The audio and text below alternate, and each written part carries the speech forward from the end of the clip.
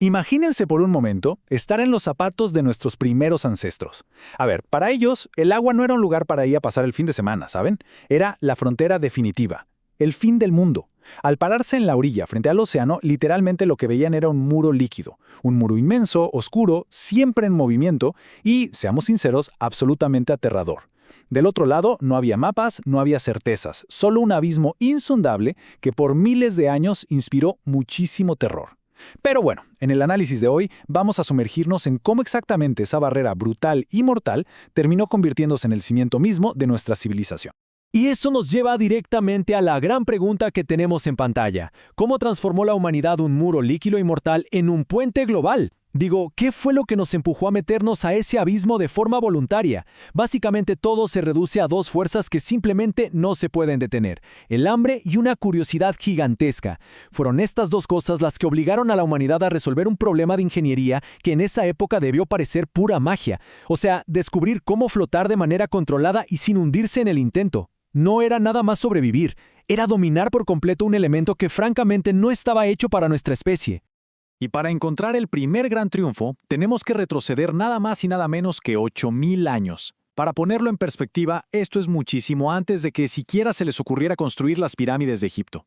En lo que hoy conocemos como Holanda, a alguien se le ocurrió la brillante idea de agarrar hachas de piedra y con una paciencia que hoy casi no nos podemos ni imaginar, ahuecar el tronco de un pino escocés. Así nació la canoa de Pese, que es la embarcación más antigua de la que tenemos registro. A ver, no era un yate de lujo, obviamente. No tenía velas, ni timón, ni cubierta. Era, en su esencia más pura, un árbol vacío. Pero este simple tronco hueco fue un cambio de juego total. Fue la prueba absoluta de que el ser humano ya no estaba atrapado únicamente en la tierra firme. Pero ¿qué pasa cuando ni siquiera tienes árboles para ahuecar?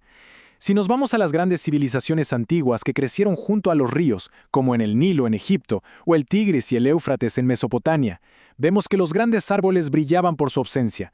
Y aquí es donde ves que la necesidad es la madre de la invención. Literalmente. Estos primeros ingenieros dijeron, bueno, no hay pinos, ¿qué tenemos a la mano? Y miraron a las orillas. Encontraron juncos de papiro y plantas de totora. Lo que hicieron fue amarrar estas plantas en haces súper apretados para construir balsas robustas.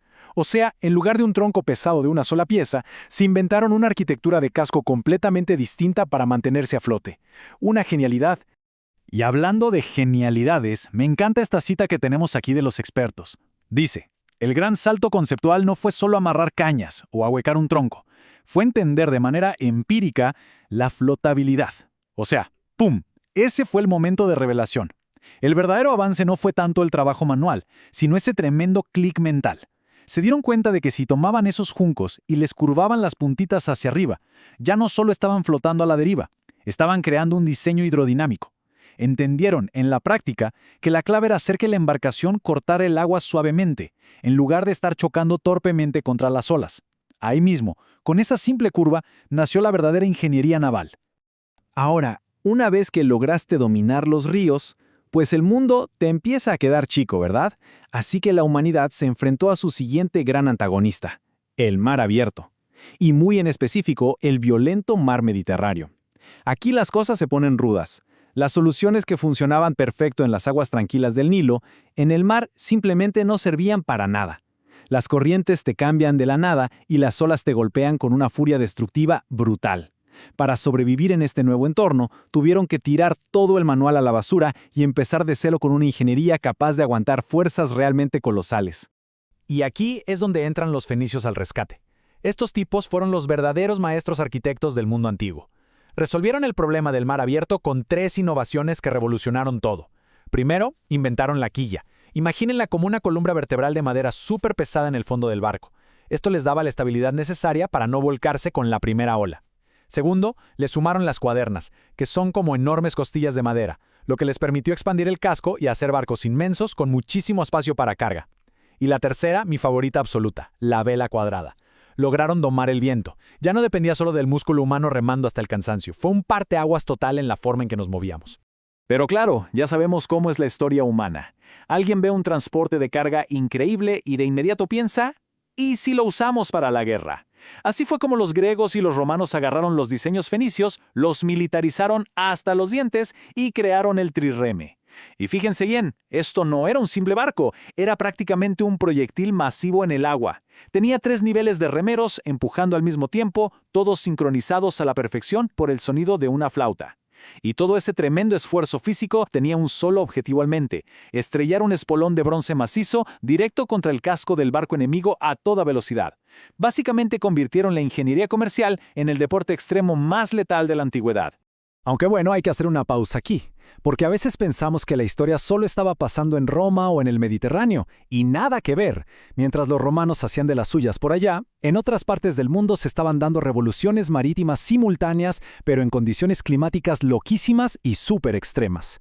O sea, el ingenio humano se estaba adaptando al mismo tiempo a problemas geográficos que eran radicalmente diferentes en todo el planeta. Fíjense nada más en esta tabla que preparamos, porque es fascinante ver las distintas soluciones que se les ocurrieron a culturas completamente separadas. Allá por Escandinavia, los vikingos diseñaron el drácar, o barco serpiente. Le pusieron un fondo plano y un casco trincado de tablas superpuestas, que era una obra de arte biomecánica. Con eso podían cruzar océanos enfurecidos, pero también meterse por ríos que tenían apenas 1 metro de profundidad para caerle de sorpresa a todo el mundo.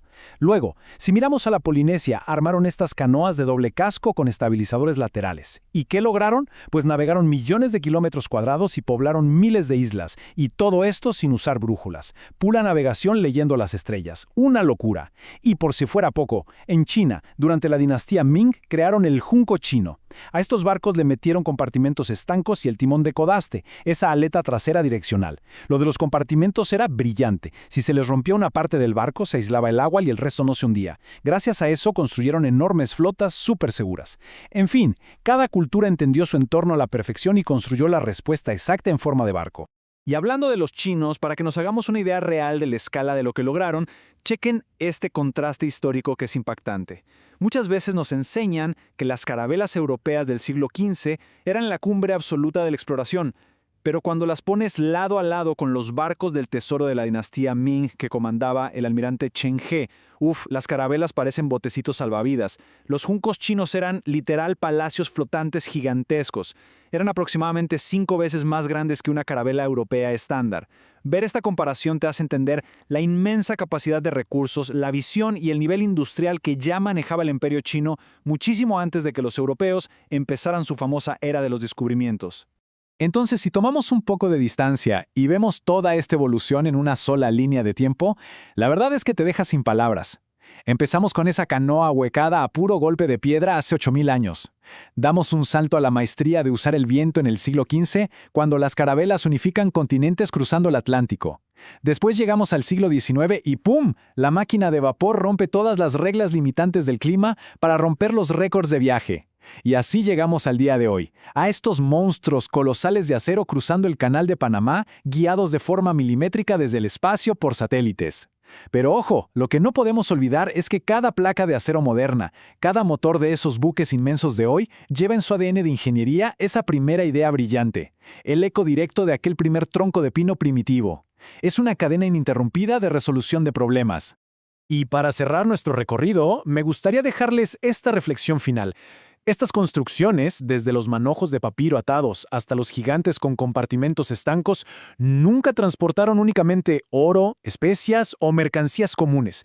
Lo que realmente iba ahí flotando sobre las olas eran ideas, lenguajes, nuevas religiones y hasta nuestra propia genética humana. Fueron, literalmente, los vasos sanguíneos que conectaron continentes que estaban totalmente aislados. Así que la humanidad no utilizó la ingeniería naval simplemente para descubrir mapas de un mundo que ya estaba ahí. Al lograr cruzar esos miles de kilómetros de abismo líquido, lo que realmente hicimos fue crear, desde cero, nuestra moderna e interconectada familia humana. Y sabiendo todo lo que fuimos capaces de hacer, te deja pensando, ¿no? ¿Cuál será ese próximo gran muro líquido que tendremos que aprender a cruzar en el futuro?